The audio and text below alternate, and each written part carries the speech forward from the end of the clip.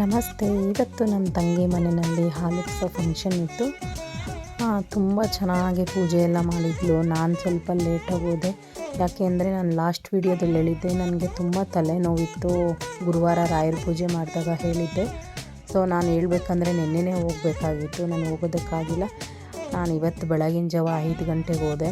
ಅವಳು ಪಾಪ ನಮ್ಮ ಮನೆಯಲ್ಲಿ ಹಾಲುಕ್ಸ್ದಾಗ 1-2 ದಿನ ಮುಂಚೆನೇ ಬಂದು ಎಲ್ಲ ನನಗೆ ಹೆಲ್ಪ್ ಮಾಡಿದ್ಲು. ಬಟ್ ನಂಗೆ ಅದೊಂದು ಸ್ವಲ್ಪ ಬೇಜಾರಿದೆ, ನಾನು ಹೋಗೋದಕ್ಕಾಗಲಿಲ್ಲ ಅಂತ.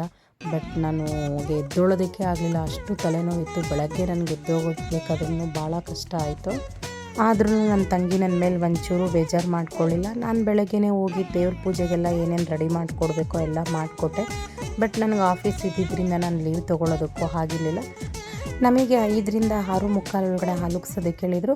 ಬಟ್ ಅಷ್ಟಲ್ಲೆಲ್ಲ ಪೂಜೆಗೆಲ್ಲ ರೆಡಿ ಅಂತೂ ಮಾಡಿದ್ವಿ ಇಬ್ಬರು ಸೇರಿಕೊಂಡು. ನನ್ನ ತಂಗಿ ಮನೆ ಮಾತ್ರ ತುಂಬ ಅಂದರೆ ತುಂಬ ಚೆನ್ನಾಗಿದೆ. ನನಗಂತೂ ತುಂಬ ಇಷ್ಟ ಆಯಿತು. ಅದರಲ್ಲಂತೂ ದೇವ್ರ ಮನೆ ಮಾತ್ರ ಸಖತ್ತಾಗಿದೆ. ಬಟ್ ಏನಂದರೆ ನಮ್ಮ ಮನೆ ದೇವ್ರ ಮನೆ ಸ್ವಲ್ಪ ಚಿಕ್ಕದಾಯಿತು, ಕಳಸ ಎಲ್ಲ ಇಡೋದಕ್ಕೆ ತುಂಬ ಕಷ್ಟ ಆಗುತ್ತೆ. ಆದರೆ ನನ್ನ ತಂಗಿ ಮನೇಲಿ ದೇವ್ರ ಮನೆ ಮಾತ್ರ ತುಂಬ ಚೆನ್ನಾಗಿದೆ, ಚೆನ್ನಾಗಿ ಅವಳು ಪೂಜೆ ಮಾಡ್ಬೋದು. ಮತ್ತು ಅವ್ರ ಮನೆ ದೇವರು ನರಸಿಂಹಸ್ವಾಮಿ. ಅವಳು ಸೇಮ್ ನಮ್ಮ ಮನೆಯಲ್ಲಿ ಏನು ವೆಂಕಟರಮಣ ಸ್ವಾಮಿ ಫೋಟೋ ಇತ್ತು, ಸೇಮ್ ಅದೇ ಥರ ಡಿಸೈನಾಗೆ ಅವಳು ನರಸಿಂಹಸ್ವಾಮಿ ಫೋಟೋ ಮಾಡಿಸಿದ್ದಾಳೆ. ಅದಂತೂ ನಂಗೆ ತುಂಬ ಖುಷಿ ಆಯಿತು. ನಮ್ಮ ಇಬ್ಬರ ಮನೆಯಲ್ಲೂ ಒಂದೇ ಥರ ಫೋಟೋ ಇದೆ. ರಾಯರ ಫೋಟೋ ಮನೇಲಿತ್ತು ಅಂತಂದರೆ ಆ ಮನೆಯಲ್ಲಿ ನೆಮ್ಮದಿ, ಖುಷಿ ಎಲ್ಲನೂ ಇರುತ್ತೆ. ನಾನು ನನ್ನ ತಂಗಿಗೆ ದೇವರಿಗೆಲ್ಲ ಪೂಜೆಗೆಲ್ಲ ರೆಡಿ ಮಾಡಿಕೊಟ್ಟೆ. ಆಮೇಲೆ ಅವಳು ಕರೆಕ್ಟ್ ಟೈಮಿಗೆ ದೀಪ ಅಣಿಸಲು ತುಂಬ ಚೆನ್ನಾಗಿ ಅಲಂಕಾರ ದೇವ್ರುಗಳಿಗಾಗಿತ್ತು. ಸಿಕ್ಕಾಪಟ್ಟೆ ಕಳೆ ಇತ್ತು ಪೂಜೆ ಮಾಡಿದ್ದು. ನನಗಂತೂ ತುಂಬ ಖುಷಿ ಆಯಿತು. ಆಮೇಲೆ ಹಾಲುಕ್ಸೋದಕ್ಕೆಲ್ಲ ನನ್ನ ತಂಗಿ ರೆಡಿ ಮಾಡ್ಕೋತಾ ಇದ್ಲು. ಇನ್ನೂ ಒಂದು ಏನಂತಂದರೆ, ಇದು ಹೊಸ ಮನೆ, ಇನ್ನೂ ಗೃಹ ಪ್ರವೇಶ ಆಗಿ 1 ವೀಕ್ ಆಗಿತ್ತು. ಬಟ್ ನನ್ನ ತಂಗಿಗೆ ಹೆಂಗೆ ಬೇಕೋ ಅದೇ ಥರ ಇಂಟೀರಿಯಲ್ ಮಾಡಿಸ್ಕೊಂಡಿದ್ಲು ಆ ಓನರ್ಗೆ ಹೇಳಿ. ಅವರು ತುಂಬ ಚೆನ್ನಾಗಿ ಇಂಟೀರಿಯಲ್ ಮಾಡಿಕೊಟ್ಟಿದ್ದಾರೆ. ಆ ವಾರ್ಡ್ರೋಬ್ಗಳಾಗಲಿ ಮತ್ತು ಕಿಚನ್ ಕ್ಯಾಬಿನೆಟ್ ಆಗಲಿ ಎಲ್ಲ ತುಂಬ ಚೆನ್ನಾಗಿ ಮಾಡಿಕೊಟ್ಟಿದ್ದಾರೆ. ಅವಳ ಆಸೆ ಪ್ರಕಾರನೇ ಪಾಪ ಅವ್ರು ಮಾಡಿಕೊಟ್ಟಿದ್ದಾರೆ. ಅವಳಿಗೊಂದು ಆಸೆ ಇತ್ತು ದೇವ್ರ ಮನೆ ಹಿಂಗೆ ಇರಬೇಕು ಅಂತೇಳಿ, ಅವ್ರು ಹಂಗೆ ಮಾಡಿಕೊಟ್ಟಿದ್ದಾರೆ. ದೇವ್ರ ಮನೆ ಅಂತೂ ತುಂಬ ಚೆನ್ನಾಗಿದೆ.